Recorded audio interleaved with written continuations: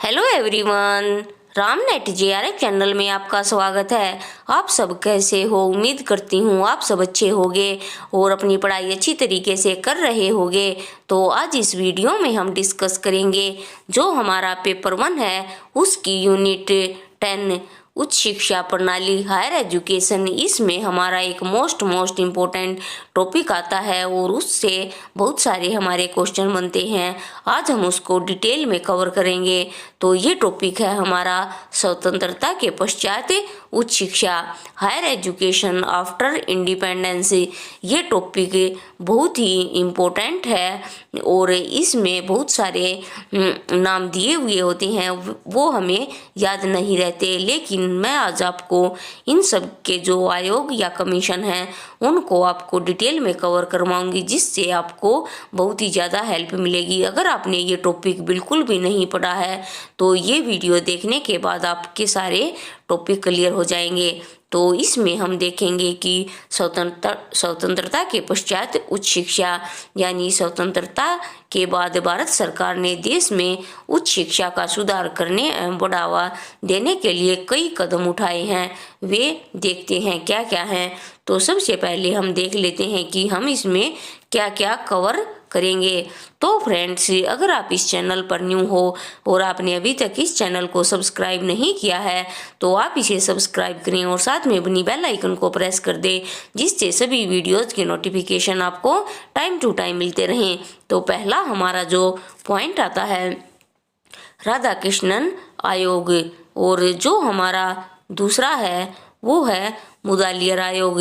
तीसरा है भावनात्मक एकता कमेटी। फोर्थ कोठारी आयोग। पांचवा है राष्ट्रीय शिक्षा नीति। छठा गणना समिति और सातवां है सैम पित्रोदा समिति। आठवां है यशपाल कमेटी और नौवां है शर्मा कमेटी। और लास्ट हमारा जो पॉइंट आएगा अनिल काकोदर समिति या कमेटी। इन सबको आज हम डिटेल में कवर करेंगे। तो आइए सबसे पहले हम देखते हैं राधा कृष्णन आयोग।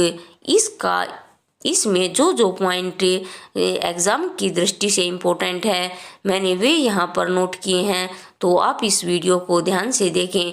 तो राधा कृष्णन आयोग 1948 से 1949, इसे विश्वविद्यालय शिक्षा आयोग भी कहा जाता है।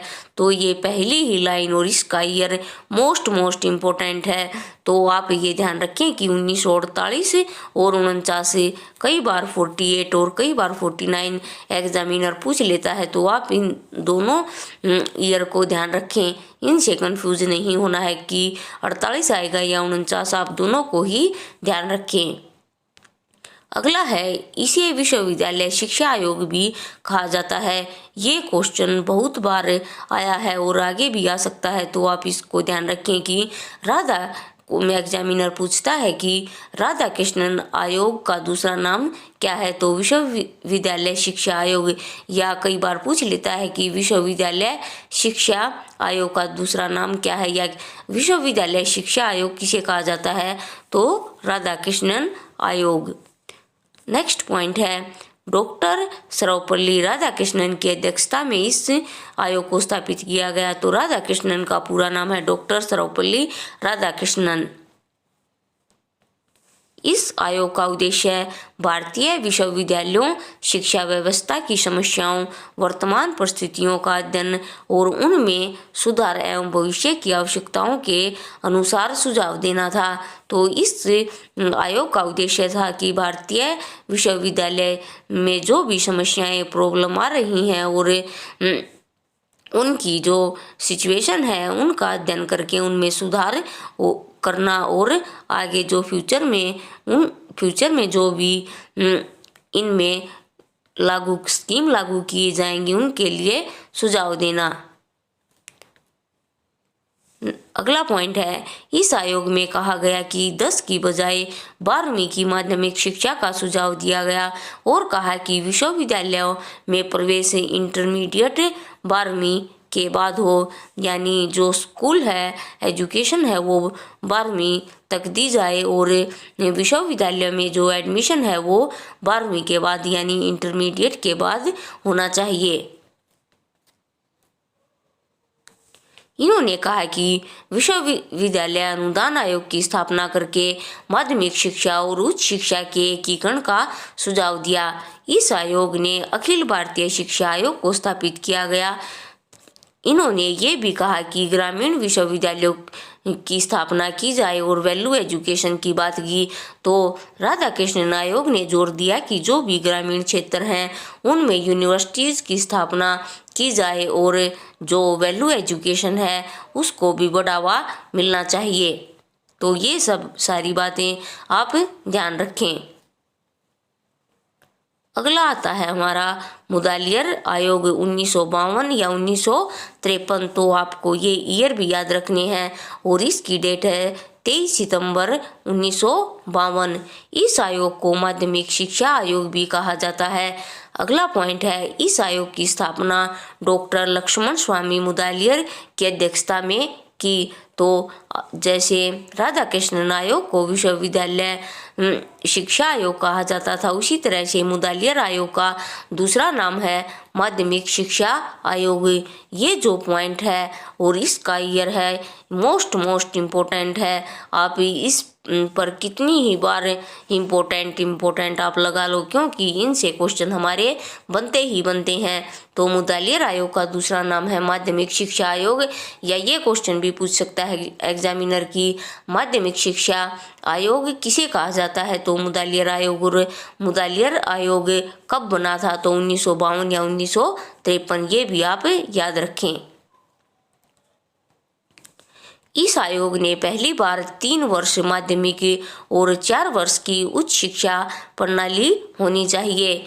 इस आयोग ने कहा कि बहुउद्देशीय स्कूल खोले जाएं और वोकेशनल प्रशिक्षण सेंटर भी स्थापित किए जाएं। यानी इन्होंने कहा कि मल्टीपर्पज़ स्कूल होने चाहिए और साथ ही साथ वोकेशनल एजुकेशन की भी इन्होंने बात की। उच्च तथा उच्चतर माध्यमिक स्तर की शिक्षा के पाठ्यक्रम में विषय जैसे गणित, कला, संगीत, गृह विज्ञान को अनिवार्य किया जाए। इन्होंने कहा कि जो स्कूल स्तर पर है उसमें मैथ, आर्ट, संगीत, होम साइंस इनको अनिवार्य किया जाए और सबको समान शिक्षा मिलनी चाहिए। इन्होंने जो गर्ल्स एजुकेशन है उस पर भी बात की। अगला हमारा जो आता है तीसरा, भावनात्मक एकता समिति यानी इमोशनल इंटीग्रेशन कमेटी। ये आई 1961 में। तो इनका ईयर आप ध्यान रखें। इस समिति को डॉक्टर संपूर्णानंद की अध्यक्षता में स्थापित किया गया। ये भी मोस्ट इम्पोर्टेंट हमारा पॉइंट है। इस समिति ने युवाओं के लिए शैक्षिक कार्यक्रमों का गहन अध्ययन किया और उनकी भागीदारी को सुनिश्चित करने के लिए सुझाव दिए। इसमें ये 2-3 पॉइंट ही इम्पोर्टेंट हैं।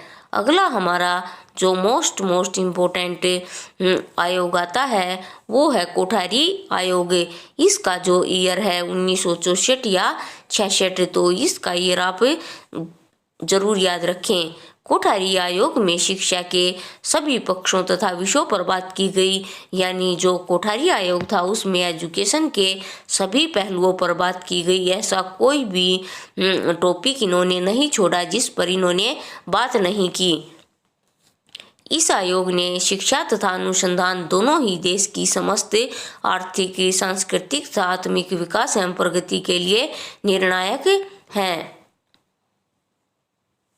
शिक्षा के सभी स्तरों पर सामान्य शिक्षा के अनिवार्य अंग के रूप में समाज सेवा और कार्य अनुभव एवं उत्पादन अनुभव आदि को सम्मिलित किया जाना चाहिए। और इन्होंने नैतिक शिक्षा पर भी बल दिया। यानी इन्होंने भी वैल्यू एजुकेशन की बात की।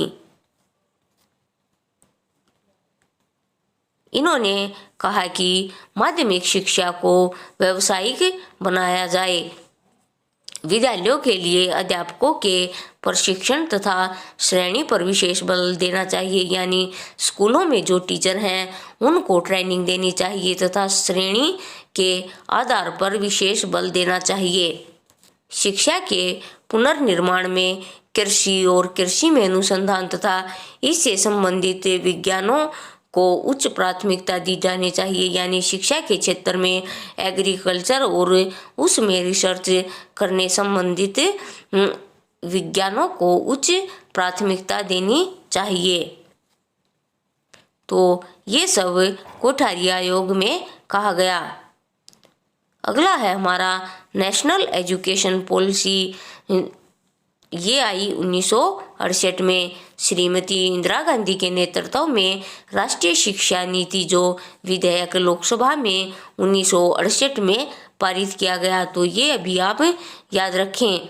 कोठारी आयोग की जो सिफारिशें थीं उनको उसमें शामिल किया गया, जैसे मुफ्त और अनिवार्य शिक्षा, यानी जो कोठारी आयोग में बात की गई थी वे बात यहाँ पर भी बोली गई। जैसे फ्री और अनिवार्य शिक्षा, सभी को मुफ्त शिक्षा मिलनी चाहिए और सभी के लिए एजुकेशन है वो कंपलसरी कर देनी चाहिए। शिक्षकों को दर्जा देना और विज्ञान शिक्षा, इन पर भी इन्होंने बात की।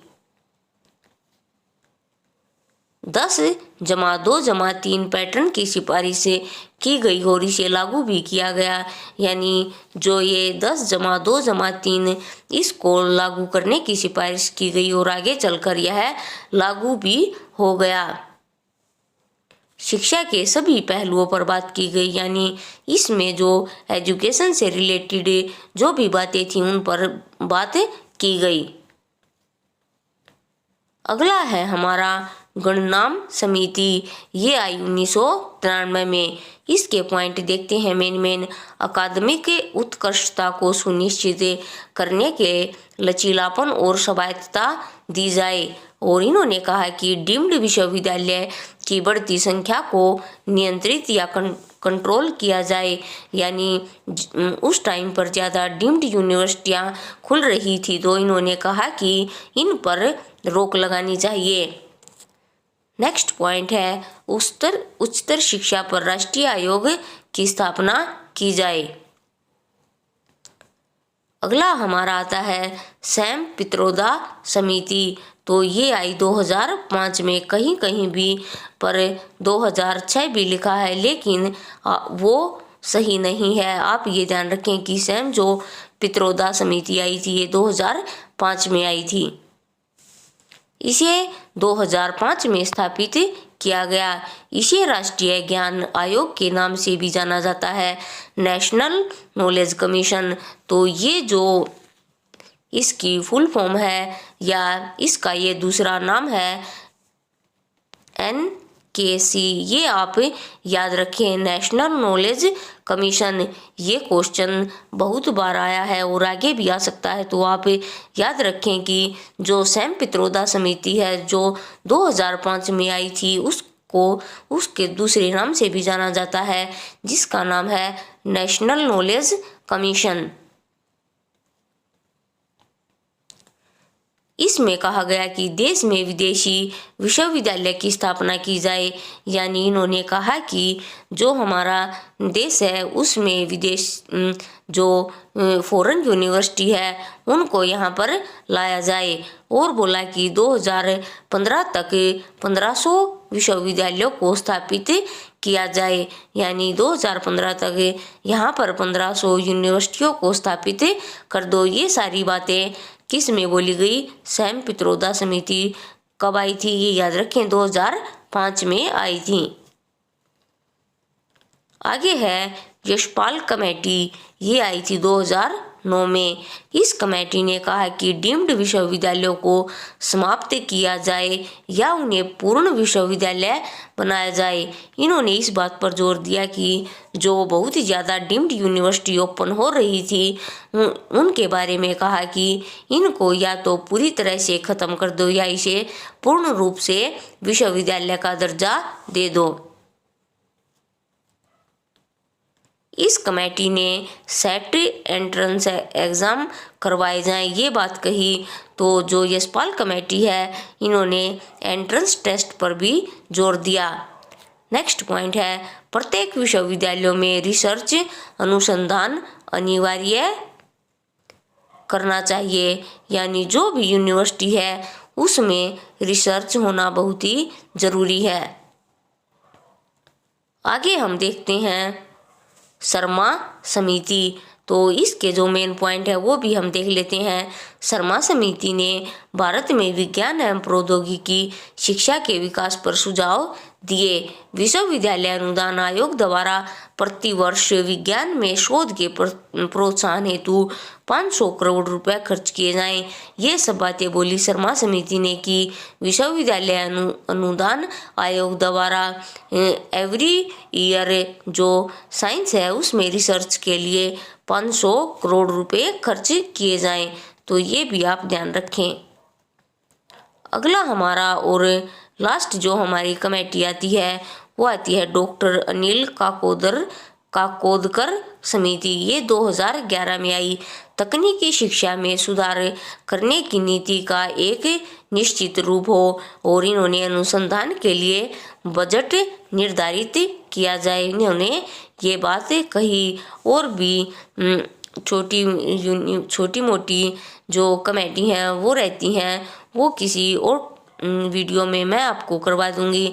पर जो ये मैंने 10 कमेटी यहाँ पर करवाई हैं ये आपके लिए मोस्ट इम्पोर्टेंट है। इनसे क्वेश्चन ज़रूर बनता है, तो आप इन्हें ज़रूर याद रखें। तो एक बार और देख लेते हैं जिससे आपका रिवीजन हो जाएगा कि हमने क्या क्या कवर किया। सबसे पहले हमने बात की राधाकृष्णन आयोग की। इसका आप ईयर याद रखें और इसका दूसरा नाम क्या है वो भी आप याद रखें। इसे विश्वविद्यालय शिक्षा आयोग भी कहा जाता है। और राधाकृष्णन आयोग 1948 या 1949। आगे देखते हैं दूसरा जो हमारा था मुदालियर आयोग 1952 और 1953। इसको क्या कहा जाता है? माध्यमिक शिक्षा आयोग। वैसे आपको याद नहीं रहता तो इससे रिलेट आप कर सकते हैं। मुदालियर माध्यमिक, इसे मुदालियर को माध्यमिक शिक्षा आयोग भी कहा जाता है और इसका वर्ष भी ध्यान रखें। उसके बाद आती है भावनात्मक एकता समिति। ये आई 1961 में। उसके बाद आता है कोठारी आयोग 1964 और 1966। कई बार एग्जामिनर 64 दे देता है और कई बार 65। और एक बार जो प्रीवियस ईयर के क्वेश्चन अगर आपने किए होंगे तो आपने उसमें देखा होगा कि एक बार इन्होंने 65 दे दिया था। तो आप इससे कंफ्यूज मत होना, क्योंकि 64 और 66 हम लोग रट लेते हैं, लेकिन ये इनसे कंफ्यूज हो जाते हैं कि 65 तो हमने पढ़ा ही नहीं। तो 64, 65, 66 इन तीनों को आप ध्यान रखें कि ये कोठारी आयोग का टाइम है। आगे देखते हैं। इसके बाद आई नेशनल एजुकेशन पॉलिसी 1968। उसके बाद आती है गणनाम समिति 1993। उसके बाद आई सैम पित्रोदा समिति 2005। इसके बारे में भी इसका एक इम्पोर्टेंट पॉइंट हमने कवर किया था कि राष्ट्रीय ज्ञान जो आयोग है इस सैम पित्रोदा समिति को इस नाम से भी जाना जाता है। तो आप ये जरूर याद रखिए कि नेशनल नॉलेज कमीशन इसका दूसरा नाम है सैम पित्रोदा समिति का, और ये 2005 में आई थी। अगला है यशपाल कमेटी 2009 में। उसके बाद आई शर्मा समिति। इन्होंने कहा है कि जो विश्वविद्यालय अनुदान आयोग है वो एवरी ईयर रिसर्च के लिए 500 करोड़ रुपए खर्च किए जाएं। और जो हमारी लास्ट आती है वो है डॉक्टर अनिल काकोदकर समिति। ये आई 2011 में। तो फ्रेंड्स, आज हमने इस वीडियो में 11 जो ये आयोग या कमेटी थी इनको कवर किया है और जो भी एग्ज़ाम के पॉइंट ऑफ व्यू से जो भी पॉइंट मोस्ट इम्पोर्टेंट थे वो मैंने आपको आज करवाए हैं। तो अगर आप इस वीडियो को एक बार आपको यह वीडियो देखने से समझ में नहीं आती तो आप इस वीडियो को 2-3 बार ज़रूर देखें, जिससे आपको ये टॉपिक अच्छी तरह से कवर हो जाएगा। इंग्लिश मीडियम का तो मटेरियल हमें मिल जाता है, लेकिन जो हिंदी मीडियम के स्टूडेंट हैं उनको ये मटेरियल कम ही मिल पाता है। तो मैंने हिंदी में इसको आपको इजी वे में करवाया है, तो आप इसे ज़रूर देखें और एग्ज़ाम में आप अगर इनसे क्वेश्चन हमारे बनते हैं तो वो आपके राइट हों और आप ये श्योर है कि इस टॉपिक से हमारे 2 या 3 यानी 3 नहीं तो 2 क्वेश्चन हमारे श्योर आएंगे। तो आप इन्हें ज़रूर पढ़ें और इनके जो मेन पॉइंट हैं उन्हें आप ज़रूर याद रखें। तो आज के लिए इस वीडियो में इतना ही, मिलते हैं नेक्स्ट वीडियो में और नए इम्पोर्टेंट और इंटरेस्टिंग टॉपिक के साथ। आगे जो वीडियो मुझे कोई भी टॉपिक इम्पोर्टेंट लगेगा तो इसी तरह से मैं आपको वो करवा दूंगी, चाहे वो किसी भी यूनिट का हो। तो इस वीडियो को लाइक करें, चैनल को सब्सक्राइब करें और इसे ज़्यादा से ज़्यादा शेयर करें। जो भी स्टूडेंट्स हिंदी मीडियम से पेपर 1 की तैयारी कर रहे हैं सभी को इन वीडियोज़ का लाभ पहुँचे। आप सभी वीडियो तो वॉच करते हो लेकिन इस चैनल को सब्सक्राइब और शेयर नहीं करते, तो प्लीज़ आपसे रिक्वेस्ट है इस चैनल को ज़्यादा से ज़्यादा शेयर और ज़्यादा से ज़्यादा सब्सक्राइब करें, जिससे मुझे भी मोटिवेशन मिलेगा और मैं आपके लिए और भी अच्छे वीडियो लाने का प्रयास करूँगी। तो आज के लिए इतना ही, थैंक यू।